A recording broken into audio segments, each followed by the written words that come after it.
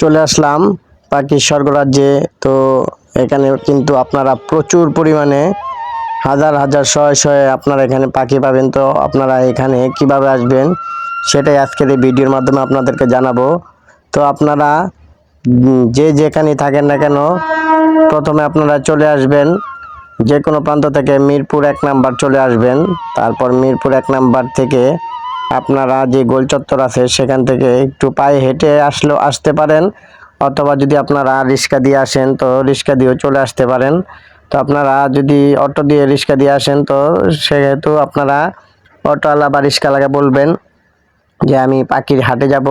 তো আপনাদেরকে সেই রিক্সাওয়ালা বা অটোওয়ালা মামা কিন্তু আপনাদেরকে সেই পাখির হাটে নিয়ে যাবে।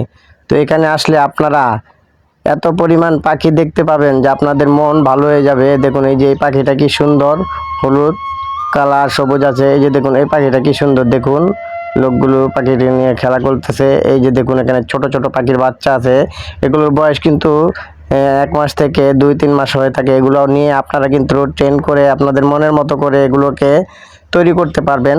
তো আপনারা অবশ্যই আসবেন এই পাখির স্বর্গরাজ্যে। পাখিগুলো আমার কাছে খুবই পছন্দ হয়েছে, খুবই ভালো লাগছে এই জায়গাটায় এসে পেরে। এই যে দেখুন টিয়া, তো এখানে আসতে পেরে এবং পাখি দেখে আমার মনটা এত পরিমাণ ভালো হয়ে গেছে যে আপনাদের বলে বোঝাতে পারবো না।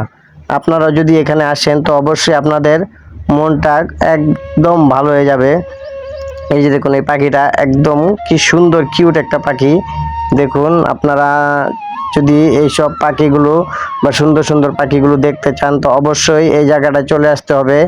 এই জায়গাটার নাম হচ্ছে মিরপুর পাখির হাট। আর একটা কথা বলিনি, এই হাটটা কিন্তু শুক্রবারে বসে, সকাল সকাল বসে। আপনারা 8টা-9টার দিকে চলে আসবেন।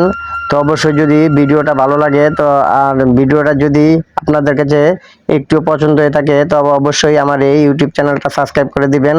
আর এই ইউটিউব চ্যানেলের প্রথম কমেন্টে আমার টেলিগ্রামের লিঙ্ক দেওয়া থাকবে। তো টেলিগ্রাম চ্যানেলে জয়েন হলে আপনারা সেখান থেকে অনেক অনেক কিছু জানতে পারবেন, অনেক ভিডিও লিঙ্ক পাবেন। তো আপনার এই চ্যানেলটা সাবস্ক্রাইব করে দিবেন।